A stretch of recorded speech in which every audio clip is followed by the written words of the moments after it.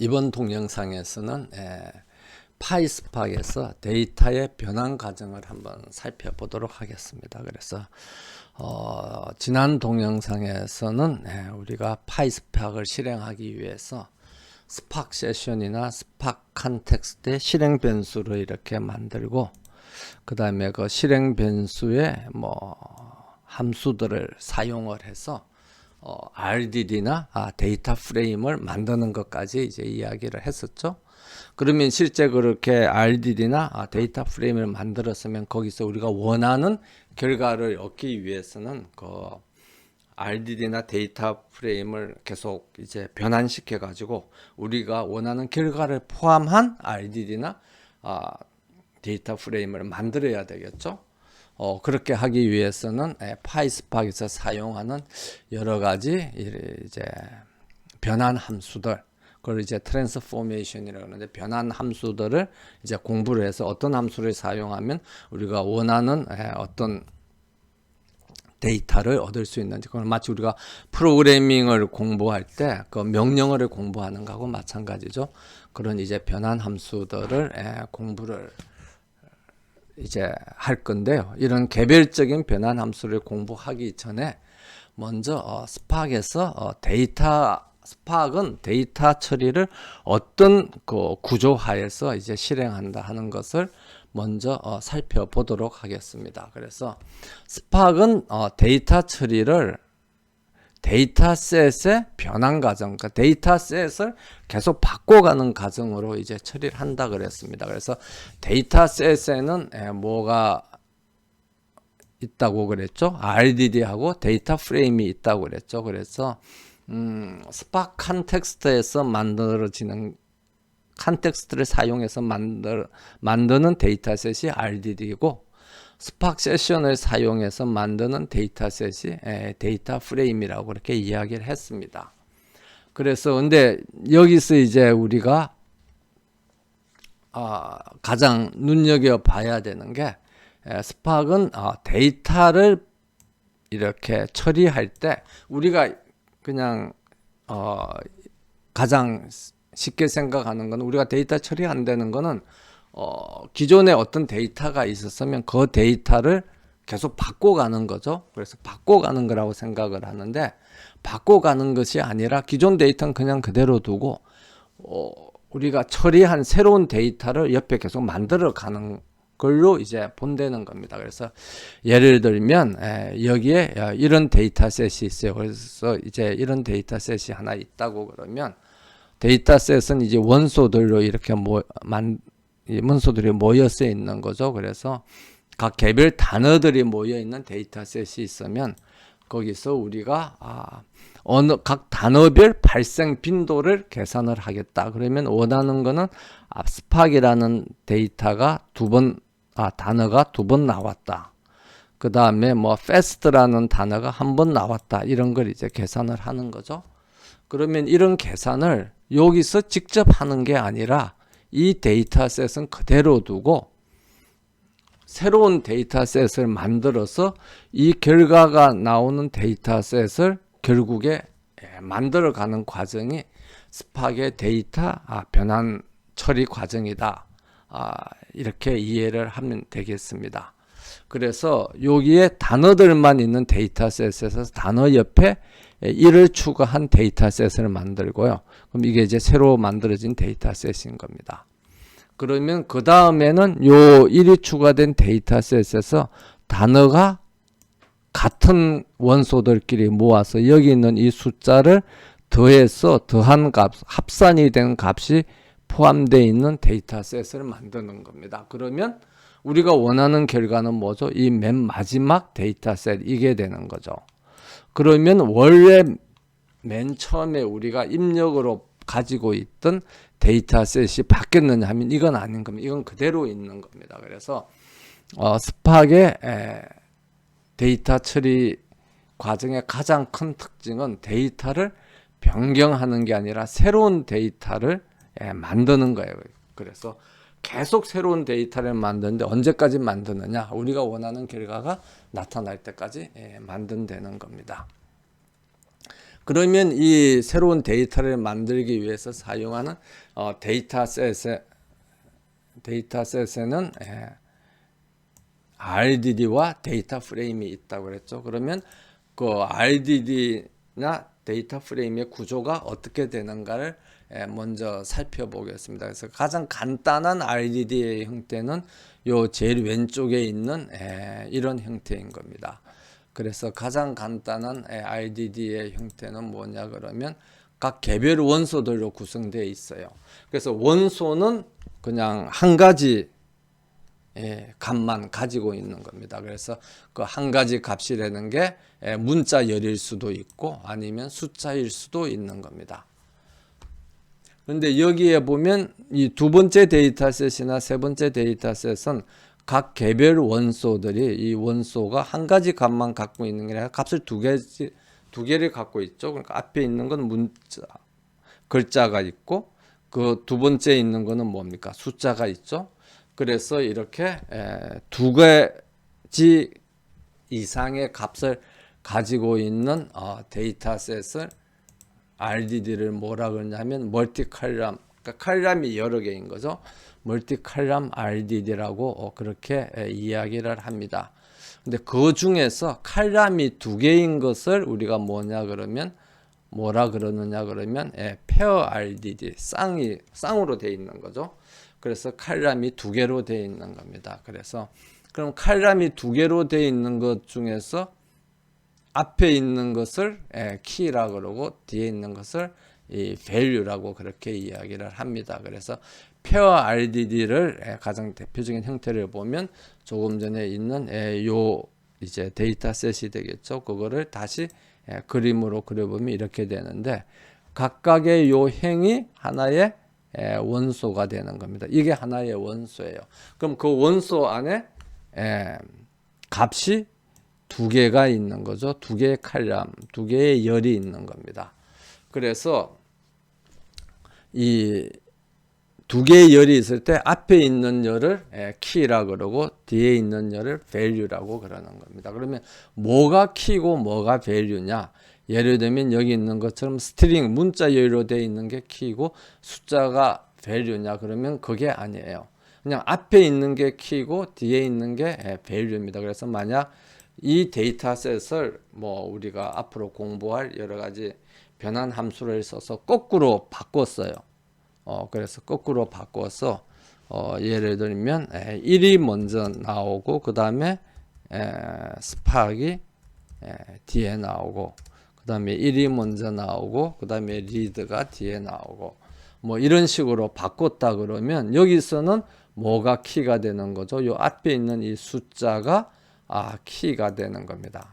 숫자가 키가 되는 거고 요 뒤에 있는 이 문자가 뭐가 되는 거죠? 이 문자가 value가 되는 겁니다. 그래서 뭐가 이제 키고 뭐가 value인가 하는 것은 그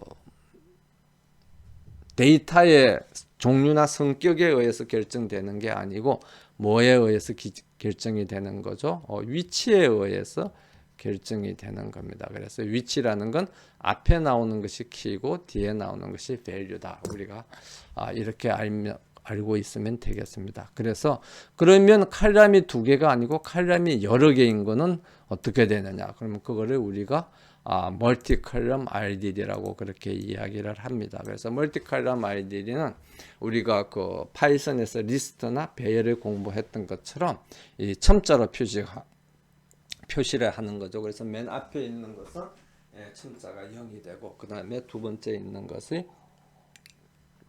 1이 되고 세 번째 있는 게 2가 되고 이렇게 되겠습니다. 그러면 사실 이렇게 멀티칼럼 RDD는 우리가 앞으로 공부하게 될 데이터 프레임하고 굉장히 비슷해요. 데이터 프레임도 우리가 그 파이썬에서 데이터 구조인 데이터 프레임을 공부할 때 봤던 것처럼 테이블하고 거의 비슷하다고 그랬죠. 테이블하고 굉장히 비슷하고 그 다음에 칼럼이 뭐 여러 개 있는 칼럼이 여러 개 있는 것을 우리가 데이터 프레임이라고 그렇게 이야기를 했습니다. 그래서 테이블하고도 굉장히 비슷하고, 그래서 각각의 칼럼은 이름을 가지는 거죠.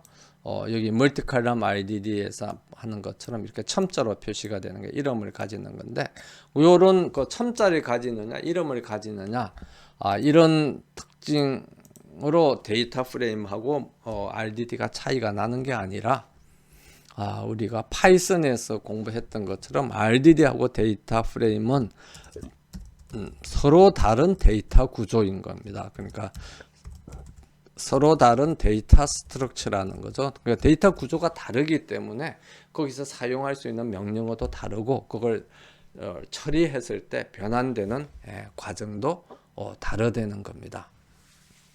그래서 그런 차이만 알고요.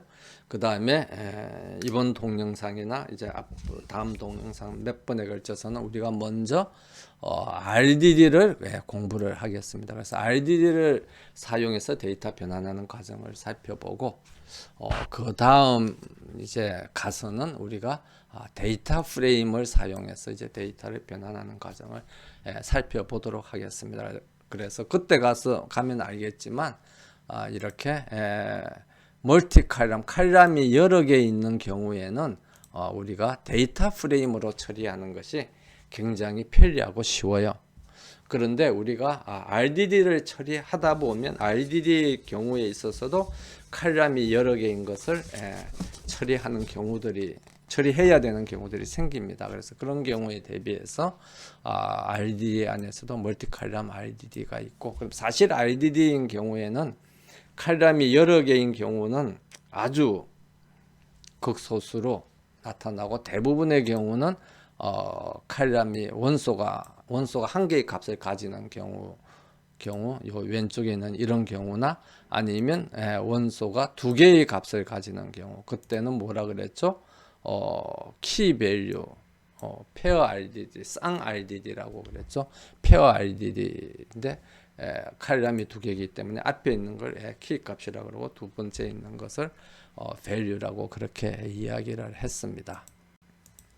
그러면 그런 RDD를 만드는 방법은 지난 시간에 봤던 것처럼 외부에 있는 데이터를 읽어서 이렇게 만들 수가 있죠. 그래서 외부에 있는 데이터를 읽어서 만들 수도 있고, 아니면 내부에 있는 데이터를, 파이썬 내부 데이터를 RDD로 바꿀 수가 있어요. 그런데 RDD로 바꿀 때 사용하는 명령어가 뭐냐 그러면 패러렐라이즈, 병렬화하라는 겁니다. 그래서 뭐 프로그래밍을 좀 익숙한 학생들은 알겠지만 이게 시리얼라이즈에 반대되는 개념이라고 뭐 우리가 볼 수가 있어서 아마 그런 의미에서 패러렐라이즈라는 명령어를 사용한 것 같은데,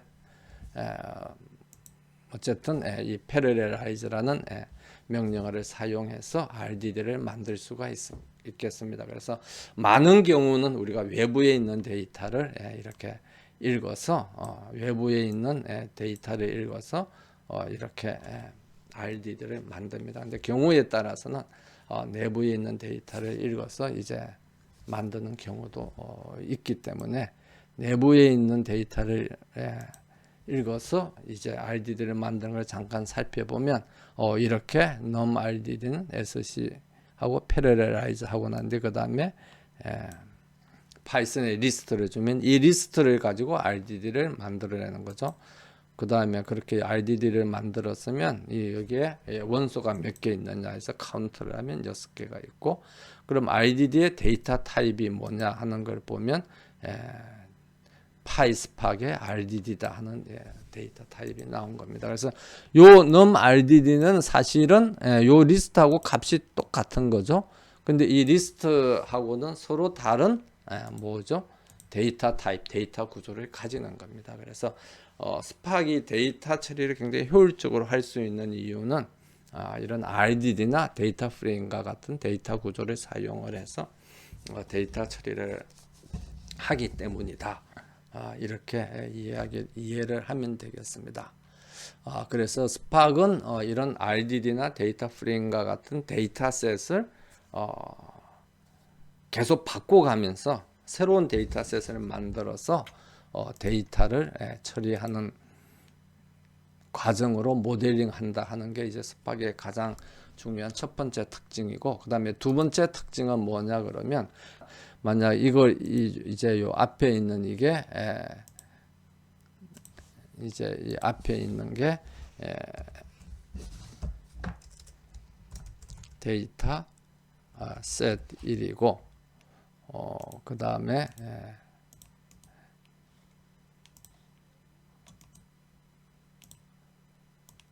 요 두 번째 있는 게 데이터 셋 2이고, 그 다음에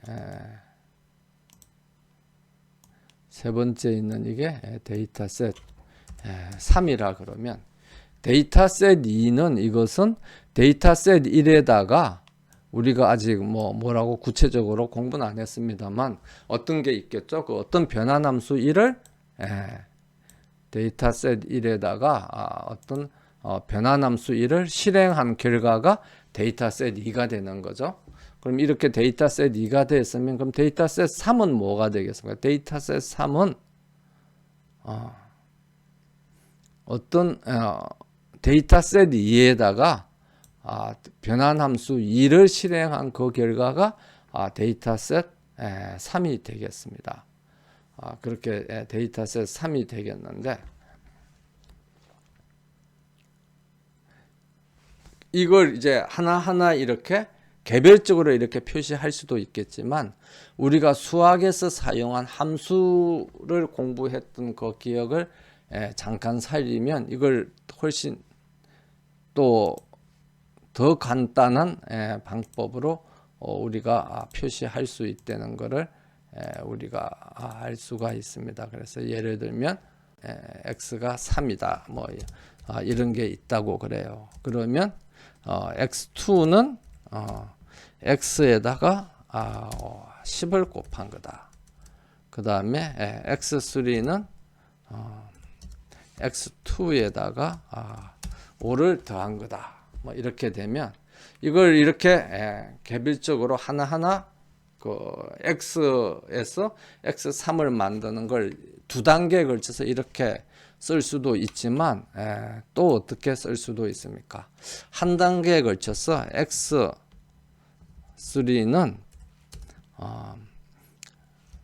x에다가 10을 곱하고 그 다음에 5를 더한 거다. 이렇게 한 단계로 이렇게 쓸 수도 있겠죠. 한 단계로 쓸 수도 있습니다. 이런 거 하고 마찬가지로 우리가 이 데이터셋 이 3도 데이터셋 3도 데이터셋 2에다가 변환함수 2를 한 거다.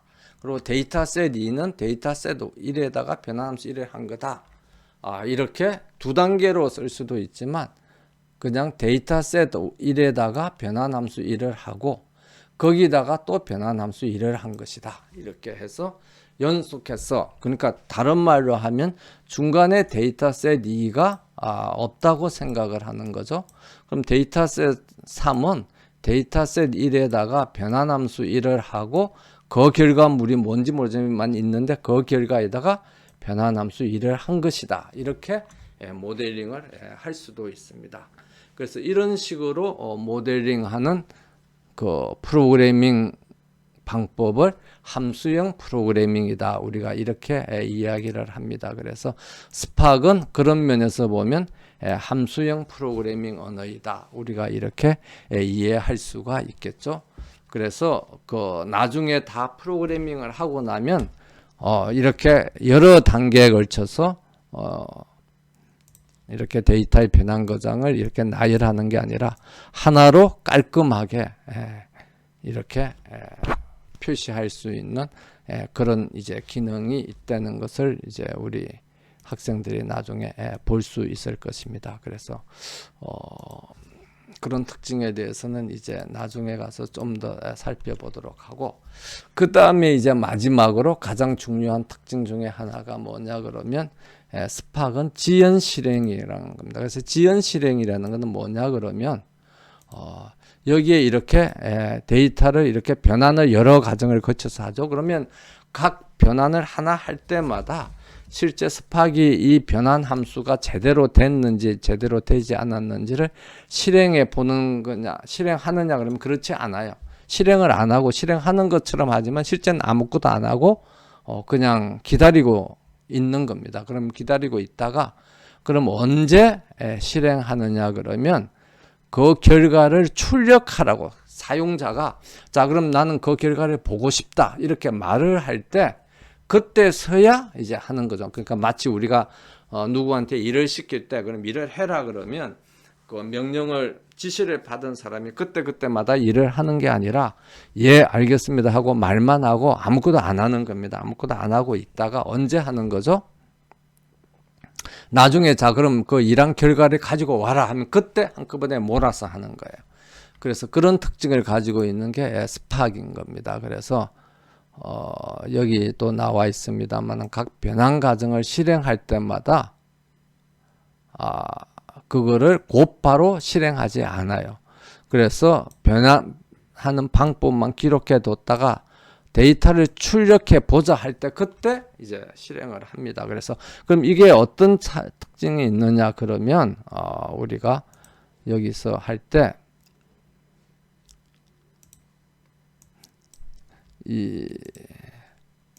이런 그 RDD를 만들어라 해서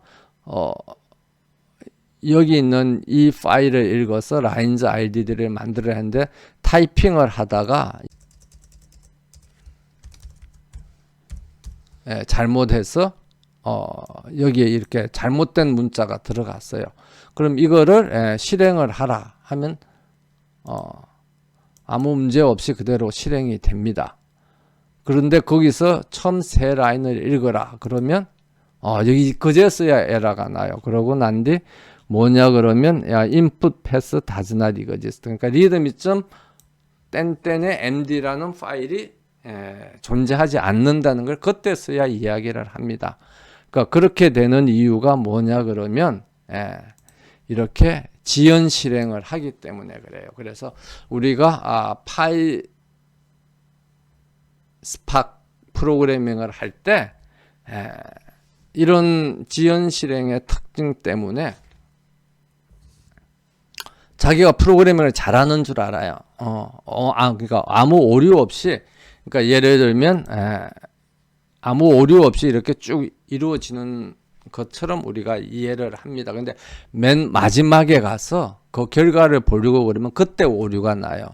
그러니까 그때 오류가 나기 때문에 그 오류가 어디서 발생했는지를 늦게 찾기 때문에 그 찾는데 에러가 발생할 수가 있죠. 그래서 그런 그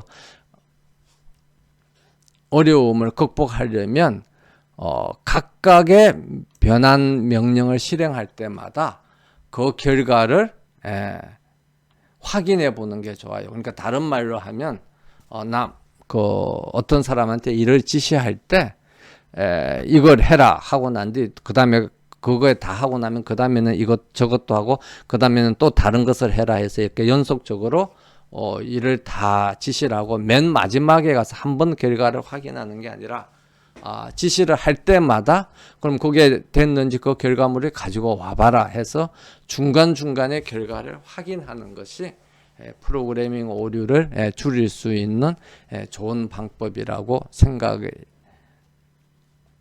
듭니다. 그래서 같은 방법으로 파이스팍도 각각의 변환 명령을 실행할 때마다 그게 오류가 없이 잘 이루어졌는가 하는가를 그때그때 확인하는 것이 그 오류의 원인을 찾아내는데 굉장히 도움이 될 겁니다.